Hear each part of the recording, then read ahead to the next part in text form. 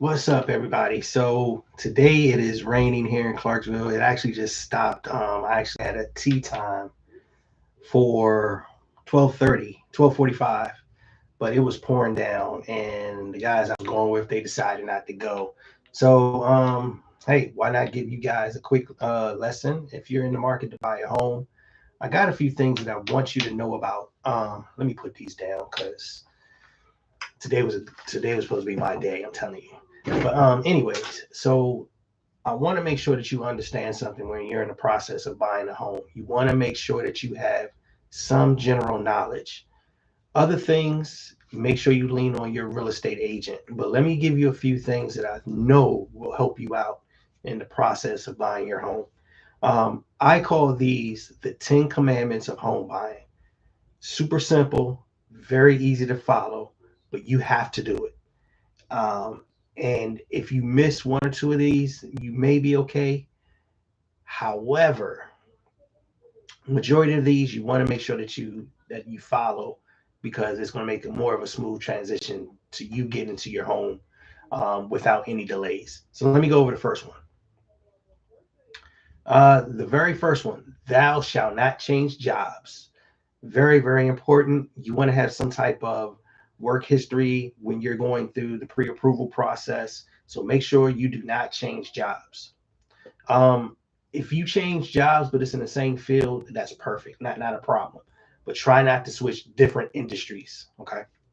Do not go out there and get a loan for a car, truck, SUV, boat, anything that you're going to finance. You do not want that to come back to your underwriters, who are the people that's going to help you or fund you your mortgage for your home.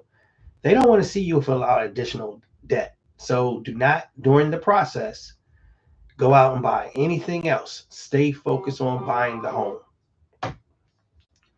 The third one, try to minimize using your credit cards. You don't want to miss a payment and then it dings your credit. The higher your credit, oh, I'm sorry, the lower your credit score, um, the least amount that you could possibly qualify for, or it can hurt your interest rates options. So just keep that in mind, kind of minimize that, but stay active with your credit cards. Make sure you pay them on time. Um, this is very big. Start saving money. Put some money aside. Thou shalt not spend money that you have set aside for closing, for home inspections, for appraisal. Do not spend that money. Thou shalt not spend that money. Okay, I told you. Save at least, in my opinion, come to the table starting off at like $5,000. So if you know you have to save that amount of money, please start doing it now. Get yourself in a better financial situation when it's time for you to purchase your home. If you have any debts or anything like that and it's not showing up on your credit report and you know you have it, some type of financing with something else, make sure that your lender knows about it. It's going to save everybody time so that they can make sure that they add that into any type of debt to income ratio to help you get either the best rate or the best pre-approval amount. Okay. Um, thou shalt not buy any furniture, any appliances until you move into the house. I have a quick story about that. I had, and this ties into the Ten Commandments. I had a client one time, and I went over this thoroughly with them. However, when you start seeing those ads, you want to get out there, get antsy, and start buying things. So what happened was, got them on a contract. 2 weeks later, hey Aaron, man, I just went out there and bought some furniture, a nice love seat, and I had to get a wash and dryer because they didn't have it um, with the purchase of the home.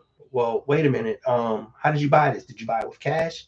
Because if you did, you're supposed to be saving that money for closing and any other expenditures that might come up, right?